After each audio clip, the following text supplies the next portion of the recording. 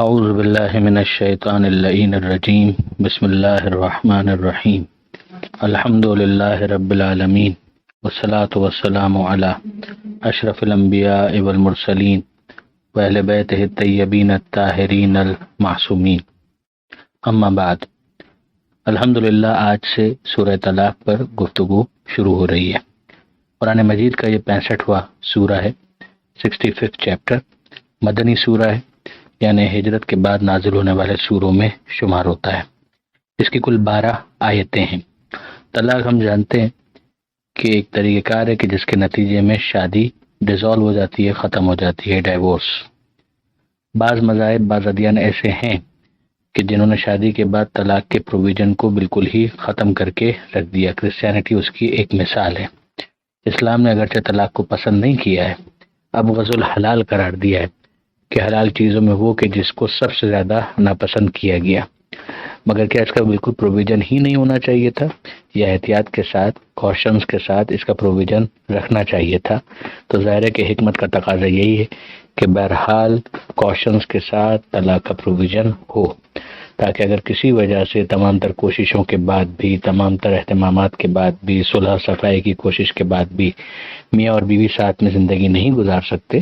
تو پھر ان کو ایک شرعی، لیگل، لیجٹیمیٹ طریقہ بتایا جائے کہ جس کے ذریعے سے وہ اپنی اس شادی کو ڈیزالو کر سکیں، ختم کر سکیں، ڈائیورس تک بات پہنچ سکے۔ تو بہرحال تفصیلات تو اس کی حدیثوں اور فقہ کی کتابوں کے اندر ڈسکس ہوئی ہے، مگر بہرحال قرآن مجید کے اس سورے کے اندر چونکہ اہم ترین جو موضوع ہے وہ یہی ہے کہ جو اس سورے کے اندر ڈسکس ہوا ہے۔ کچھ اور باتیں ضمنی طور پر آئی ہیں، مگر اہم ترین بات یہی ہے۔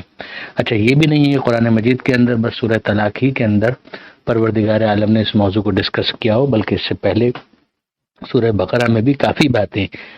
پروردگار عالم نے فیملی لائف کے حوالے سے کی ہے، اور اس میں ایک موضوع طلاق کا بھی رہا ہے۔ تب ہم ذرا دیکھتے ہیں کہ پروردگار عالم یہاں پر کیا ہدایتیں دے رہا ہے۔ بسم اللہ الرحمن الرحیم، سہارا اللہ کے نام کا جو سب کو فیض پہنچانے والا بڑا مہربان ہے۔ یا ایھا النبی، اے نبی، اذا طلقتم النساء، جب تم اپنی بیویوں کو طلاق دو، یعنی جب اس کا ارادہ کرو، یعنی جب تمہارا ارادہ ہو کہ تم اپنی بیویوں کو طلاق دو۔ ہم دیکھ رہے ہیں کہ اس کے اندر پروردگار عالم نے نبی کو مخاطب کیا ہے، اور پھر آگے جمع کے صیغے ہیں کہ جس کے ذریعے سے یہ سمجھایا گیا ہے کہ تمام امت مقصود ہے، مخاطب ہے، مراد ہے۔ ایک طریقہ بتایا جا رہا ہے۔ تو پہلی جو نصیحت کی جا رہی ہے، پہلی جو گائیڈ لائن دی جا رہی ہے وہ یہ ہے کہ فَطَلِّقُوهُنَّ لِعِدَّتِهِنَّ، انہیں طلاق اس موقع پر دو کہ جو زمانہ عدت کے لحاظ سے صحیح ہو، یعنی اس کا لحاظ کیا جائے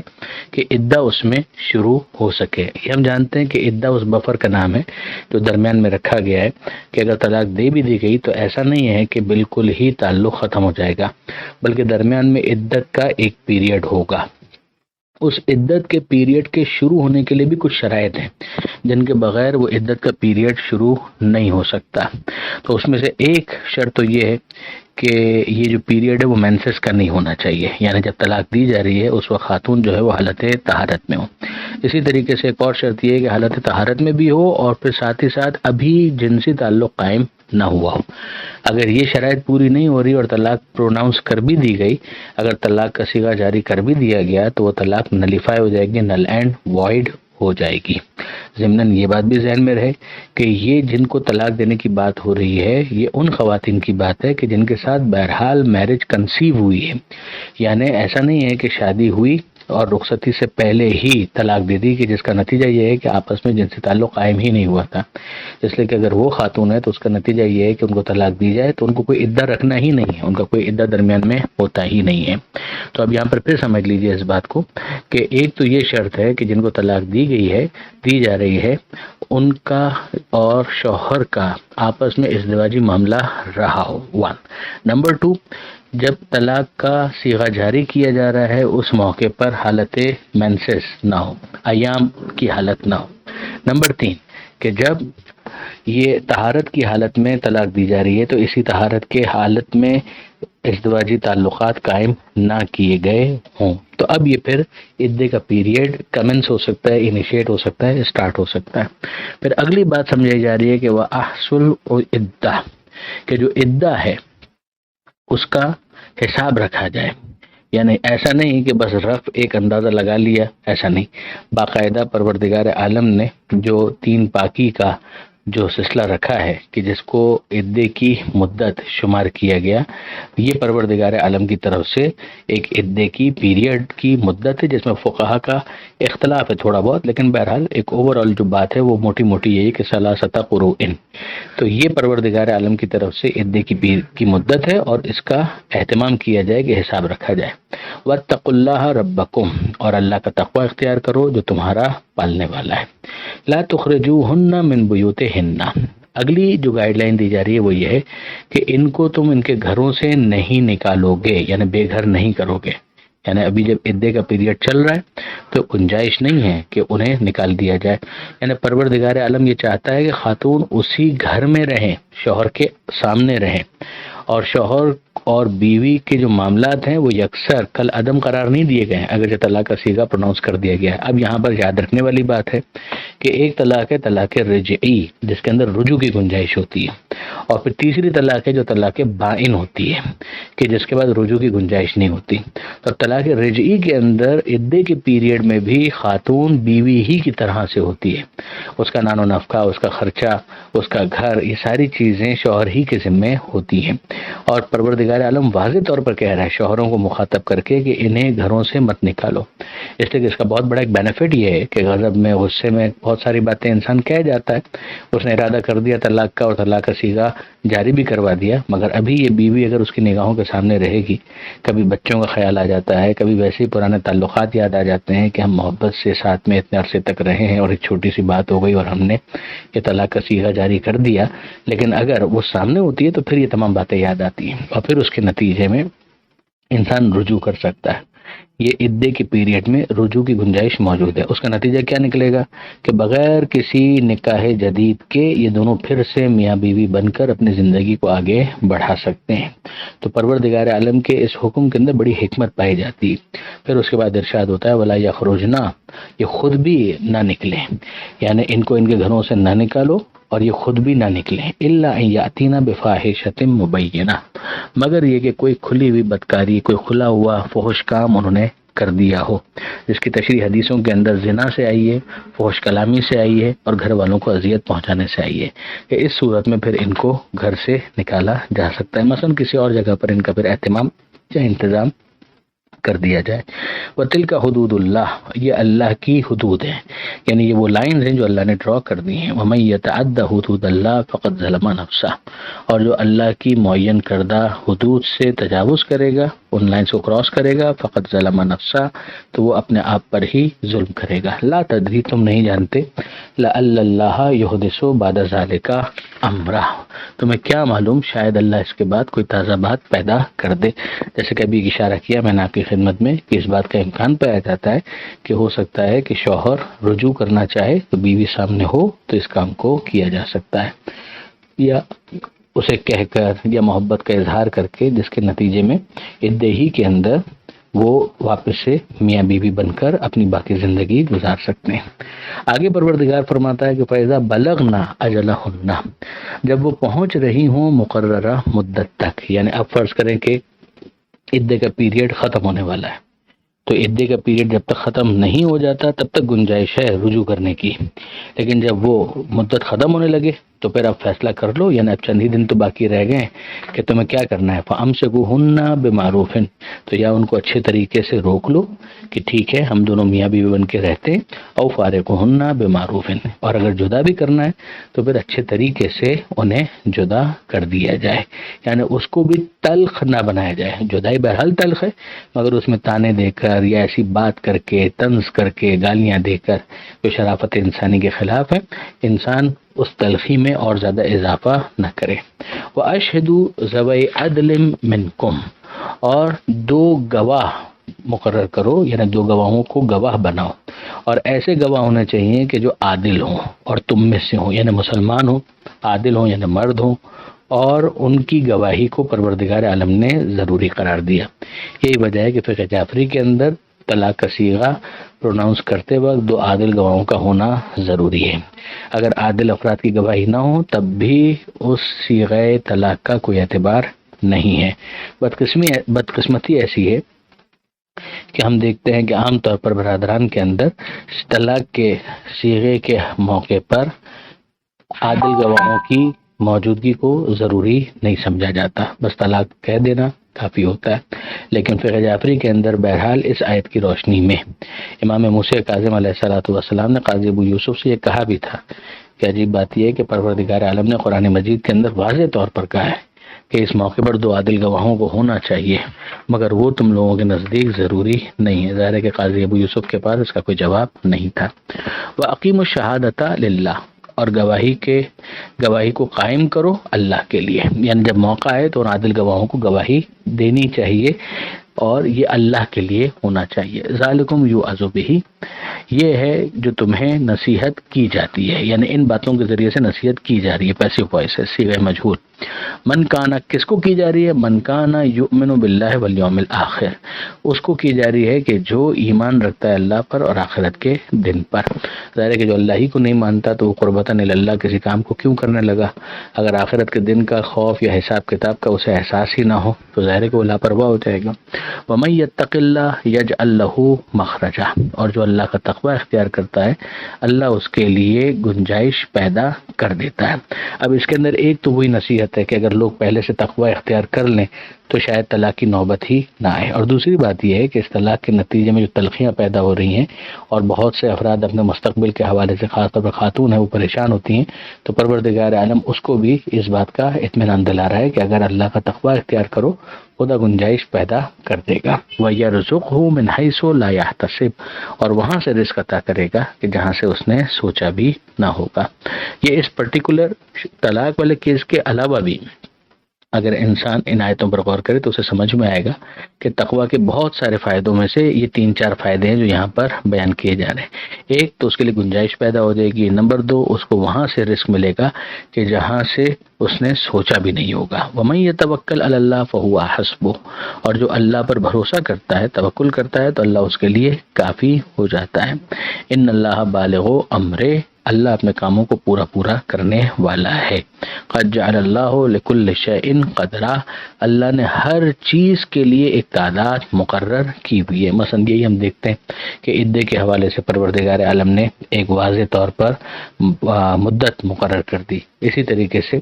عدہ وفات ہے تو اسے 4 مہینے 10 دن بیان کر دیا گیا۔ تو پروردگار عالم کی طرف سے چیزیں جو ہیں وہ مکمل طور پر ایسٹیمیٹڈ ہیں، پروردگار کو پتہ ہے کہ کون سی چیز کتنی کرنی ہے۔ اسی طرح سے رزق کا بھی معاملہ ہے، خدا خوب جانتا ہے کہ کس کا رزق کہاں پر کس طرح سے اتارنا ہے۔ واللائی یئسن من المحیض من نسائکم، اب پروردگار عالم کچھ اور خواتین کی جو کیٹیگریز بن سکتی ہیں طلاق کے حوالے سے، طلاق کے بعد جو ان کا حیض کا معاملہ ہے اس کی نسبت سے جو ان کا عدہ اور عدے کا جو پیریڈ بنے گا اس کو یہاں پر سمجھا رہا ہے۔ پروردگار عالم فرماتا ہے واللائی یئسن من المحیض، یہ ان کو کہا جاتا ہے کہ جو یائسہ ہیں، اصطلاحاً یائسہ یعنی کہ جن کو اب حیض نہیں آنا، وہ اس ایج کو پہنچ چکی ہیں۔ تو جب وہ اس ایج کو پہنچ چکی ہوں تو ان کا کیا معاملہ بنے گا؟ تو اس میں تو اکثر فقہاء اس بات کے قائل ہیں کہ پھر اس کا بھی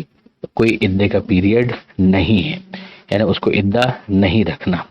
لیکن اگر اس بارے میں شک ہو جائے کہ آیا یہ خاتون یائسہ ہیں یا نہیں، یعنی یہ مینسز اب اس کو آتے ہیں یا نہیں آتے ہیں، اگر یہ شک والا معاملہ ہو تو پھر اس کے عدے کا کیا ہوگا؟ اس کا عدہ ہے 3 مہینے، یعنی 3 مہینے تک یہ دوسرا شوہر نہیں کر سکتی، نکاح ثانی عقد ثانی نہیں کر سکتی۔ تو ارشاد ہوتا ہے واللائی یئسن من المحیض من نسائکم ان ارتبتم، وہ خواتین کہ جو مایوس ہو چکی ہیں حیض سے تمہاری عورتوں میں سے، وہ ان ارتبتم اگر اس بارے میں تمہیں شک ہے، فعدتہن 3 اشہر، تو ان کا عدہ ہے 3 مہینے۔ واللائی لم یحضن،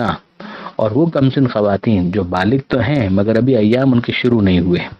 ان کا کتنا بنے گا؟ ان کا پیریڈ عدے کا اتنا ہی بنے گا، یعنی ان کو بھی 3 مہینے تک عدہ رکھنا ہے طلاق کی صورت میں۔ یہ 2 کیٹیگریز بیان کر دی۔ اب اس کے بعد پروردگار عالم اگلی کیٹیگری بیان کر رہا ہے پریگننٹ خواتین کی، کہ وہ اولات الاحمال، جو پریگننٹ خواتین ہیں، اجلہن، ان کی مدت ہے ان یضعن حملہن، جب وہ ڈیلیور کر دیں بیبی کو، یعنی جو ان کی ڈیلیوری ہے اگر وہ ہو جائے تو اس کے ساتھ ہی ان کا عدے کا پیریڈ بھی ختم ہو جائے گا۔ اب طلاق کے بعد فرض کیجئے کہ 1 دن کے بعد ہی ڈیلیوری ہو گئی تو بس عدہ اس کے ساتھ ہی ختم ہو جائے گا، اور اگر 7 مہینے کے بعد ڈیلیوری ہوتی ہے تو 7 مہینے کے بعد عدہ ختم ہوگا۔ وَمَن يَتَّقِ اللَّهَ يَجْعَل لَّهُ مِنْ أَمْرِهِ يُسْرًا، اور اگر کوئی تقوی اختیار کرے، یعنی اللہ کے غضب سے بچے، اللہ سے ڈرے، تو اللہ اسے اس معاملے کے اندر آسانی فراہم کر دیتا ہے۔ بہت سارے معاملات تو ظاہر انٹرنل ہوتے ہیں کہ انسان نفسیاتی طور پر کتنا دباؤ اس کے لیے محسوس کرتا ہے، تو اگر اللہ کے اوپر انسان بھروسہ کر لے، اللہ کا خوف ہو اس کے دل میں، تو پھر وہ دین اور شریعت کی جو پابندی ہے اس پر عمل کرنا اس کے لیے آسان ہو جاتا ہے۔ ذالک امر اللہ، یہ اللہ کا امر ہے، یعنی حکم خدا ہے، انزلہ الیکم، جو اس نے نازل کیا ہے تمہاری طرف۔ ومن یتق اللہ، اور جو اللہ کا تقوی اختیار کرے، یکفر عنہ سیئاتہ، تو اللہ اس کی غلطیوں کی تلافی کر دیتا ہے، یعنی ان کے اوپر پردہ ڈال دیتا ہے، اس کو کمپنسیٹ کر دیتا ہے۔ وَيُعْظِمْ لَهُ أَجْرًا، اور اس کے اجر کو اور زیادہ بڑھا دیتا ہے۔ یہ جو پیچھے تقوی کے 2 فائدے بیان ہوئے تھے ان کے ساتھ اس کو بھی شامل کر لیجئے۔ جو پیچھے فائدے بیان ہوئے تھے وہ یہ تھا کہ مخرجہ، اس کے لیے گنجائش پیدا کر دیتا ہے، یعنی اس کو جو حالات تنگ لگ رہے تھے تو اچانک اسے کشائش کا احساس ہونے لگتا ہے، وہاں سے رزق دیتا ہے جہاں سے اس نے سوچا بھی نہ ہو۔ پھر یہاں پر جو مزید پروردگار عالم نے بیان کیا کہ وہ کام اس کے لیے آسان ہو جاتا ہے اگر کوئی تقوی اختیار کرے، اور پھر اس کے بعد اگلی چیز کہ جو غلطیاں ہو جاتی ہیں اللہ ان کی تلافی کر دیتا ہے، اور جو اجر اس کا ہے اس میں اور زیادہ اضافہ کر دیتا ہے۔ یہ آیت نمبر 5 جس پر یہ صفحہ مکمل ہوا۔ پروردگار عالم سے دعا ہے قرآن پڑھنے، سمجھنے اور عمل کرنے کی توفیق عطا فرما، اور وارث قرآن امام زمانہ کے ظہور میں تعجیل فرما۔ وآخر دعوانا ان الحمد للہ رب العالمین، السلام علیکم ورحمۃ اللہ وبرکاتہ۔ بسم اللہ الرحمن الرحیم۔ سورہ مبارکہ طلاق، آیت نمبر 6 سے آیت نمبر 12، 6 to 12، جس پر سورہ طلاق مکمل ہو جائے گا الحمدللہ۔ ارشاد پروردگار ہے اسکنوہن من حیث سکنتم من وجدکم، انہیں اسی طریقے سے ساکن رکھو، رہائش دو جیسے کہ تم رہتے ہو اپنی حیثیت اور وسعت کے مطابق۔ آپ کو یاد ہوگا کہ بحث ہو رہی تھی عدے کے حوالے سے کہ جب طلاق دی جاتی ہے تو پھر دوسرے نکاح سے پہلے ایک درمیان میں پیریڈ ہوتا ہے کہ جس میں عقد ثانی کی اجازت نہیں ہوتی، اور اس کو عدہ کہا جاتا ہے۔ یہ جو عدے کا پیریڈ ہے اس کے بارے میں پروردگار عالم نے گائیڈ لائنز بھی دیں، سمجھایا بھی، نصیحت بھی کی۔ اب واپس اسی چیز کو ایک اور انداز سے بتایا جا رہا ہے کہ جو تمہاری مطلقات ہیں کہ جن کو تم نے طلاق دے دی ہے ان کو گھروں سے نہیں نکالو، یہ بات پہلے آ چکی تھی۔ اب یہاں پر مزید سمجھایا جا رہا ہے کہ اپنی حیثیت کے مطابق ان کو بھی سہولتیں فراہم کرو، یعنی ان کو اکوموڈیٹ کرو، یہ کہہ کر کہ مثلا میں تو طلاق دے چکا ہوں، ان کے اوپر تنگی مت کرو۔ لیکن یہ ساری چیزیں ہیں طلاق رجعی میں، یہ بات پہلے بھی آ چکی کہ پہلی اور دوسری طلاق جو ہوتی ہے وہ طلاق رجعی ہوتی ہے کہ جس کے اندر عدے میں رجوع کی گنجائش ہوتی ہے۔ جو طلاق بائن ہے اس کے اندر نہ رجوع کی گنجائش ہوتی ہے، اور اس حوالے سے یہ گائیڈ لائن بھی نہیں ہے۔ تو پھر پروردگار عالم فرماتا ہے کہ اپنی حیثیت کے مطابق عدے میں بھی ان کو اکوموڈیٹ کرو، ان کو رکھو، ان کو فیسیلیٹیٹ کرو، ان کو سہولتیں دو۔ ولا تضاروہن، اور ان کو نقصان مت پہنچاؤ، لتضیقوا علیہن، تاکہ تم اس کے ذریعے سے ان پر تنگی پیدا کرو، ان کو تنگ کرو، یہ تمہاری طرف سے نہیں ہونا چاہیے۔ وَإِن كُنَّ أُولَاتِ حَمْلٍ، اور اگر وہ حاملہ ہیں، فَأَنفِقُوا عَلَيْهِنَّ حَتَّى يَضَعْنَ حَمْلَهُنَّ، تو ان کے اوپر خرچ کرو یہاں تک کہ وہ بیبی کو ڈیلیور کریں، یعنی وضع حمل جب ہو جائے اس وقت تک ان کے اوپر خرچ کرو۔ یہ جو ہدایت ہے یہ ایون طلاق بائن کے اندر بھی ہے یعنی اگر طلاق بائن بھی ہے تو بھی جب تک ڈیلیوری نہیں ہو جاتی ہے تمہاری ذمہ داری ہے کہ تم ان کے اوپر اپنا جو ان کا نفقہ ہے اس کو انہیں فراہم کرو۔ فَإِنْ أَرْضَعْنَ لَكُمْ فَآتُوهُنَّ أُجُورَهُنَّ، پھر اگر وہ بچے کو فیڈ بھی کرا رہی ہیں، دودھ بھی پلا رہی ہیں، تو پھر ان کو ان کی اجرت دے دو۔ یہ ہم سورہ بقرہ میں پڑھ چکے ہیں کہ یہ جو اجرت کا معاملہ ہے دودھ پلانے کے حوالے سے، تو اگر طلاق نہ بھی ہو تو بھی بیوی اس بات کا حق رکھتی ہے کہ وہ اپنے شوہر سے اجرت کا مطالبہ کرے۔ درست ہے کہ عام طور پر ہمارے معاشرے کے اندر، کلچر کے اندر اس طرح کا کوئی رواج بھی نہیں ہے، اور شاید یہ اچھی ہی چیز ہے، لیکن یہ حق کے اعتبار سے اگر بات کی جائے تو بہرحال زوجہ یہ حق رکھتی ہے کہ وہ ڈیمانڈ کرے کہ میں بچے کو دودھ پلا رہی ہوں تو تم بچے کے ولی ہو، تو ظاہر ہے کہ تمہاری ذمہ داری ہے کہ تم مجھے اس کے حوالے سے اجرت عطا کرو۔ تو جہاں طلاق ہو جائے تو وہاں پر تو ظاہر ہے کہ بطریق اولا خاتون کا یہ حق ہے کہ وہ بچے کو فیڈ کرانے کی اجرت حاصل کرے۔ وَأْتَمِرُوا بَيْنَكُمْ بِمَعْرُوفٍ، اور آپس میں طے کر لو بھلائی کے ساتھ، یعنی جو بھی اجرت اگر لینی ہے خاتون کو تو وہ اچھے طریقے سے آپس میں ایک مناسب انداز میں، ایک ڈیسنٹ انداز میں، سویلائزڈ انداز کے اندر طے کر لو۔ یعنی اس کے اندر پھر بچے کا مفاد بھی پیش نظر رہے کہ ظاہر ہے کہ ماں کا جو دودھ ہے وہ بچے کے لیے بھلا ہے، بہتر ہے، اور یہ چیز یہ ہے کہ اگر وہ بچے کو دودھ نہیں پلائے گی تو ظاہر ہے کہ یہ بچے کا نقصان ہے۔ لیکن پھر اگر وہ سچویشن آ جائے، وہ ان تعاثر تم، اگر تم ایک دوسرے کو مشکل میں ڈالو، یعنی پرابلم ہو رہی ہے، معاملہ سالو نہیں ہو پا رہا ہے، فَسَتُرْضِعُ لَهُ أُخْرَىٰ، تو پھر اس کو کوئی دوسری خاتون دودھ پلائے گی، ظاہر ہے کہ اس کو اجرت دے دی جائے گی اور اس سے کہا جائے گا کہ پھر آپ ذرا مہربانی کریں اور اس بچے کو فیڈ کرائیں۔ لِيُنْفِقْ ذُو سَعَةٍ مِّن سَعَتِهِ، تاکہ جو مالدار ہے وہ اپنی وسعت کے مطابق خرچہ کرے۔ وَمَنْ قُدِرَ عَلَيْهِ رِزْقُهُ فَلْيُنْفِقْ مِمَّا آتَاهُ اللَّهُ، اور جس کے اوپر رزق تنگ ہے تو وہ اسی اعتبار سے جتنی اللہ نے اس کو وسعت دی ہے، جتنا اللہ نے اسے دیا ہے اسی کے اعتبار سے خرچ کرے۔ یعنی ہم یہ نہیں کہہ رہے کہ آؤٹ آف دا وے جا کر، لیکن اگر پروردگار عالم نے شوہر کو، یعنی اب یوں کہنا چاہیے کہ بچے کے باپ کو وسعت دی ہے، وہ مالدار ہے، تو پھر وہ اسی اعتبار سے خرچ کرے، اور اگر بچے کے باپ کے پاس وسعت نہیں ہے تو ٹھیک ہے، پھر جتنی گنجائش ہے اس کے اعتبار سے وہ بچے کی ماں کے اوپر خرچ کرے۔ لا یکلف اللہ نفسا الا ما آتاہا، اللہ ذمہ داری نہیں ڈالتا کسی کے اوپر مگر اتنی کی جتنا اسے دیا گیا ہے۔ اب یہ کیا دیا گیا ہے، کانٹیکسٹ میں اگر آپ دیکھیں تو رزق کی مراد ہے، لیکن چونکہ یہاں پر صراحت نہیں ہے لہذا لفظ کے اندر بڑی وسعت ہے، اور بظاہر محسوس ہی ہوتا ہے کہ خاص سیاق و سباق کے اندر پروردگار عالم نے اپنی پالیسی اناؤنس کی ہے کہ خدا کبھی کسی کے اوپر ذمہ داری نہیں ڈالتا مگر اتنی کی جتنی خدا نے اسے گنجائش دی ہے۔ تو اب یہاں پر جو پروردگار عالم نے دیا ہے اس کے اندر اتنی وسعت ہے کہ علم بھی اس کے اندر شامل ہو جاتا ہے۔ اس کے نتیجے میں ہم دیکھتے ہیں کہ علماء علم اصول نے اصول فقہ کے اندر اس آیت سے بھی من جملہ دیگر آیتوں کے استدلال کیا ہے اصل براءت کے اوپر، کہ پروردگار عالم اگر کسی چیز کے اوپر اکاؤنٹیبل ٹھہرائے گا میدان قیامت میں تو اس حوالے سے پہلے پروردگار عالم علم عطا کرے گا۔ اگر قرآن کی کسی آیت میں بھی کوئی حکم موجود نہ ہو، کسی حدیث کے اندر بھی کوئی حکم موجود نہ ہو، تو اس کا مطلب یہ ہے کہ وہ چیز جائز ہے، اس لیے کہ اگر وہ چیز حرام ہوتی یا پروردگار عالم اس کو بین کرنا چاہتا تو اس کو بیان کرتا، اس لیے کہ اگر بیان نہ کرے تو یہ تکلیف ایسی آ جائے گی کہ جو پروردگار عالم نے ایلوبریٹ نہیں کی ہے۔ تو یہ بہرحال ایک ضمنی بات تھی، اہل علم اس بات کو خوب سمجھ سکتے ہیں کہ یہ بات کیا کہی گئی۔ سیجعل اللہ بعد عسر یسرا، جلد ہی اللہ دشواری کے بعد آسانی پیدا کر دے گا۔ یعنی ظاہر ہے کہ یہ تلخی ہے، اس موقع پر خاتون کو بھی طلاق دی گئی ہے، پھر اس کے بعد وہ بچے کو فیڈ کرا رہی ہے، اس کو یہ بھی پتہ ہے کہ ہو سکتا ہے کہ مستقبل میں بہت زیادہ عرصے تک یہ بچہ میرے پاس نہ رہے، اس کے احکام فقہ کی کتابوں کے اندر آئے ہیں، تو بہرحال اس کے دل میں ایک تنگی بھی ہے، تلخی بھی ہے، مگر پروردگار عالم ہر اعتبار سے کہہ رہا ہے کہ سیجعل اللہ بعد عسر یسرا، کہ اللہ عنقریب مشکل کے بعد آسانی پیدا کر دے گا۔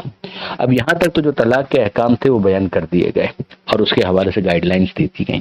اب اس کے بعد پھر پروردگار عالم ماضی کی بعض امتوں کا، بستیوں کا تذکرہ کرتے ہوئے اس آئینے میں مسلمانوں کو دعوت دیتا ہے کہ وہ اپنا چہرہ دیکھیں۔ وَكَأَيٍّ مِّن قَرْيَةٍ أَتَتْ عَنْ أَمْرِ رَبِّهَا، کتنی ہی بستیاں ایسی ہیں کہ جنہوں نے سرکشی کی اپنے رب کے امر کے مقابلے میں، یعنی اپنے رب کے حکم کو نہیں مانا، معصیت کی، سرکشی کی۔ اب ظاہر بستیوں نے کیا سرکشی کرنی تھی؟ بستی سے مراد ہے اہل قریہ،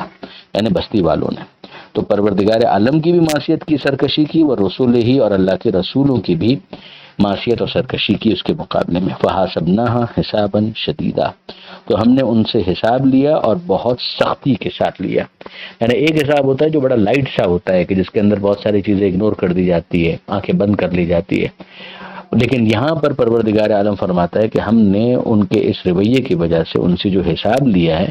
تو پھر انہیں بخشا نہیں، بہت سخت حساب ان سے لیا. وَعَذَّبْنَاهَا عَذَابًا نُكْرًا، اور ہم نے ان کے اوپر عذاب کیا اور بہت عجیب غیر معمولی عذاب ان کے اوپر نازل کیا. اب ہم جانتے ہیں کہ یہ کئی مرتبہ ہم پڑھ چکے ہیں کہ قوم لوط کے ساتھ پروردگار نے کیا کیا، قوم ہود علیہ السلام کے ساتھ پروردگار عالم نے کیا کیا، اسی طرح سے جناب صالح علیہ السلام کی قوم سمود کے ساتھ پروردگار عالم نے کیا کیا. مختلف انداز سے ان کے اوپر غیر معمولی عذاب آئے جو عذاب استیصال تھے، جس کے نتیجے میں بستیوں کی بستیاں تباہ اور برباد ہو گئیں. فذاقت وبال امرها، تو انہوں نے چکھا اپنے معاملے کا جو وبال تھا وہ انہوں نے چکھا. وکان عاقبت امرها خسرا، اور جو ان کا معاملہ تھا اس کا انجام گھاٹا تھا، خسارہ تھا، یعنی وہ نقصان اٹھانے والوں میں سے تھے. یہ ان کے دنیا کے عذاب کے بارے میں ذکر آ گیا. اب آگے قیامت کے عذاب کا ذکر آ رہا ہے کہ اعد اللہ لهم عذابا شدیدا، کہ اللہ نے تیار کر رکھا ہے ان کے لیے عذاب شدید. یہ تو ماضی کا ذکر آ گیا. اب جو میں نے گزارش کی تھی کہ اس آئینے میں کہا جا رہا ہے کہ اپنی شکل دیکھو تو کیا کرو، فاتقوا اللہ یا اولی الالباب الذین آمنوا، تمہارے لیے انسٹرکشن یہ ہے کہ اللہ کا تقوی اختیار کرو، تمہارے اندر خوف خدا ہونا چاہیے. اے عقل مندوں، اے صاحبان عقل، الذین آمنوا، وہ کہ جو ایمان لا چکے ہو. یعنی ایک تو یہ کہ تم صاحب عقل ہو، صاحب عقل ہونے کے ساتھ تم ایمان لا چکے ہو. تو اب ہماری بات سنو کہ صرف عقل مند ہونا کافی نہیں ہے، صرف ایمان ظاہری کافی نہیں ہے، اب تمہیں اللہ کا تقوی اختیار کرنا ہے، خدا کے امر کے مطابق اپنے آپ کو ڈھالتے چلے جانا ہے، اپنے نفس کی تربیت کرنی ہے، تہذیب کرنی ہے، تزکیہ نفس کی منزل سے اپنے آپ کو گزارنا ہے. اگر تمہیں یہ کیا تو تمہارا وہ انجام نہیں ہوگا کہ جو ماضی کی امتوں کا تھا، لیکن اگر تم نے ایسا نہیں کیا تو اس آئینے میں پھر اپنی شکل ایک مرتبہ پھر دیکھ لو. تو پروردگار عالم نے گویا یہاں پر جس طرح سے خطاب کیا ہے اس سے ہمیں سمجھ میں آتا ہے کہ کچھ منزلیں ہیں کہ انسان اگر صاحب عقل ہے تو وہ ایمان کی دولت سے اپنے آپ کو مالا مال کرے، یعنی اپنے دل میں ایمان کو جگہ دے، عقل کے ذریعے سے جانے. اور ایمان کا مطلب یہ ہے کہ دل سے اس بات کو مانے، اور جب اس نے مان لیا ہے تو پھر اب اس کا طریقہ کار یہ ہوگا کہ وہ تقوی کی طرف آگے بڑھتا چلا جائے گا. اس کے لیے ٹولز کیا ہوں گے، یعنی اب یہ تقوی جو اس کو حاصل کرنا ہے اس کے لیے ٹولز کیا ہیں، وہ آگے پروردگار عالم بیان کر رہا ہے کہ قد انزل اللہ الیکم ذکرا، تمہارے لیے اللہ نے ذکر کو نازل کر دیا ہے، فراہم کر دیا ہے. وہ ذکر کیا ہے، وہ آگے آ رہا ہے رسولن، وہ رسول ہے، یتلو علیکم آیات اللہ، جو تمہارے درمیان اللہ کی آیتوں کی تلاوت کرتا ہے. یعنی پیغمبر اکرم کو گویا یہاں پر مجسم ذکر کہا گیا ہے، اور اسی وجہ سے فَاسْأَلُوا أَهْلَ الذِّكْرِ إِن كُنتُمْ لَا تَعْلَمُونَ والی آیت کے اندر اہل ذکر سے آل محمد کو مراد دیا. امام علی رضا علیہ السلام نے اس آیت سے استدلال بھی کیا ہے کہ پروردگار عالم نے ذکرہ کہا ہے اپنے رسول کو کہ وہ ذکر ہے، یعنی مجسم یاد دہانی ہے. اور جو اہل ذکر ہیں اس کا مطلب یہ کہ اہل ذکر جو ذکر کے اہل ہوئے تو وہ اہل بیت ہو گئے، یعنی آل محمد علیہ السلام. البتہ اس کے اندر ظاہر ہے کہ بحث تفصیلی ہے، لیکن یہاں پر ہم مختصراً خلاصہ کر رہے ہیں. تو پروردگار عالم نے وہ ٹولز بھی بتا دیے کہ جن کے ذریعے سے تم تقوی کی دولت کو حاصل کر سکتے ہو. رسولن، وہ رسول ہے، یتلو علیکم آیات اللہ، جو یقیناً تمہارے درمیان اللہ کی آیتوں کی تلاوت کرتے ہیں. اچھا، اب یہ آیات خدا جو ہیں وہ خود بھی ذکر ہے، انا نحن نزلنا الذکر وانا لہ لحافظون، کہ ہم نے یقیناً اس ذکر کو نازل کیا، ہم ہی اس کی حفاظت کرنے والے ہیں. تو یہ آیات جن کو پیغمبر تلاوت کر رہے ہیں وہ خود بھی ذکر ہیں، جو آیات تلاوت کر رہے ہیں وہ بھی ذکر ہے، وہ یاد دہانی ہے. وہ آیات، ان کی صفت یہ ہے کہ مبیناتن، وہ واضح کرنے والی ہیں. ان آیتوں کے ذریعے سے انسان بہت سی ایسی چیزیں کہ جو واضح نہیں تھی ان کی وضاحت حاصل کر لیتا ہے کہ وہ کس طریقے سے سمجھے ان کو، اس کے بارے میں اس کا کانسیپٹ کیا ہونا چاہیے. اور اس کا نتیجہ پھر کیا نکلتا ہے، لیخرج الذین آمنوا وعملوا الصالحات. وہ آیتوں کی تلاوت اس لیے کرتے ہیں کہ جو ایمان لانے والے ہیں اور جو اعمال صالحہ انجام دینے والے ہیں انہیں نکالیں من الظلمات الی النور، اندھیروں سے نکالیں اور روشنی کی طرف لے آئیں، اندھیروں سے روشنی کی طرف. جیسے کہ نور آپ دیکھ لیں یہاں پر صیغہ مفرد ہے یعنی سنگولر، اور ظلمات جو ہے وہ پلورل ہے، اس لیے کہ صراط مستقیم ایک ہی ہے، اور اس کے مقابلے میں ادھر ادھر جو بہت سارے راستے ہیں ان کی تعداد زیادہ ہے. شرک، بت پرستی، کفر، ایتھیزم، اسی طریقے سے کہیں پر رسول کا انکار، کہیں پر قیامت کا انکار، کہیں پر امامت کا انکار. یہ سارے راستے بہت سارے ہیں جو کہ صراط مستقیم سے ہٹے ہوئے ہیں. اور جو ایک راستہ ہے وہ صراط مستقیم ہے، اس کو نور سے تعبیر کیا جا رہا ہے۔ وَمَن يُؤْمِن بِاللَّهِ وَيَعْمَلْ صَالِحًا، اور جو ایمان لے آئے اللہ پر اور اعمال صالحہ کو انجام دے، یدخلہ جنات تجری من تحتها الانہار، انہیں اللہ داخل کرے گا ایسے باغات میں کہ جن کے نیچے نہریں بہ رہی ہیں، یعنی وہاں پر ہمیشہ ہمیشہ سبزہ ہے، ایور گرین ہے، خالدین فیہا ابدا، اور اس میں وہ ہمیشہ ہمیشہ رہیں گے۔ قد احسن اللہ لہ رزقا، اللہ نے بہت اچھی رکھی ہے اس کے لیے روزی، یعنی یہ جو جنت کا وعدہ ہے یہ بھی، اور اسی طریقے سے خود